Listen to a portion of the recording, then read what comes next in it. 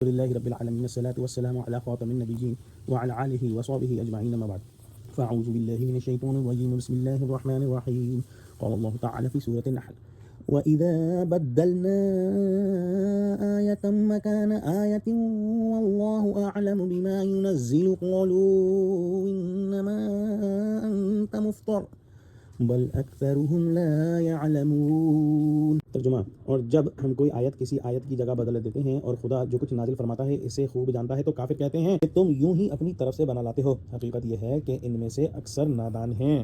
پہلے حکم ہم نے پڑھا کہ قرآن پڑھتے وقت شیطان رجیم کی چالوں سے پناہ ڈھونڈو، کہیں وہ اس بہترین کام میں رکاوٹ اور خرابی نہ ڈالے۔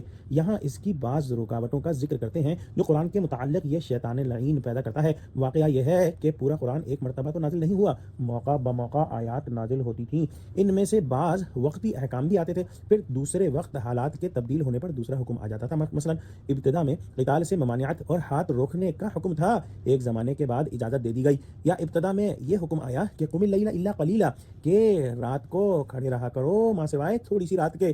تھوڑی ہی مدت کے بعد مکے ہی میں یہ آیت نازل ہوئی علم ان لن تحصوه فتاب علیکم فاقرؤوا ما تیسر من القرآن، یعنی اللہ نے جان لیا کہ تم اس پر عمل نہیں کر سکو گے تو اس نے تم پر مہربانی فرمائی، لہذا جو قرآن میں سے تمہارے لیے آسان ہو وہ پڑھ لیا کرو۔ لہذا جو پہلا حکم تھا کہ رات کے اکثر حصے میں کھڑے رہا کرو اور قرآن پڑھا کرو وہ منسوخ ہو گیا، اور جو یہ دوسری آیت آئی اس آیت نے اس کو منسوخ کیا پہلے حکم کو، لہذا یہ آیت ناسخ ہوئی اور پہلی آیت منسوخ ہوئی۔ دونوں آیتیں سورہ مزمل کے اندر موجود ہیں۔ لہذا کفار جب یہ سنتے تو اعتراض کرتے کہ یہ خدا کا کلام کیسے ہو سکتا ہے؟ کہ خدا نے معاذ اللہ پہلے بے خبری سے ایک بات کا حکم دے دیا تھا، پھر خبر ہوئی تو دوسرا حکم اتارا۔ معلوم ہوتا ہے کہ یہ کلام آپ صلی اللہ علیہ وسلم خود بنا لاتے ہیں، ورنہ خدا کے احکام ایسے نہیں ہو سکتے کہ ایک دن کچھ دوسرے دن کچھ۔ اس طرح کے شبہات اور وسوسوں میں شیطان نے ان لوگوں کو ڈالا، اور ضروری تھا کہ مسلمانوں کے دلوں میں ان وسوسوں کو نہ آنے دیا جائے۔ لہذا اس کا جواب دیتے ہوئے اللہ سبحانہ وتعالی نے فرمایا کہ تمہارا یہ اعتراض محض جہالت سے ہے۔ تم کو اگر نسخ کی حقیقت معلوم ہوتی تو کبھی ایسا لفظ زبان سے نہ نکالتے۔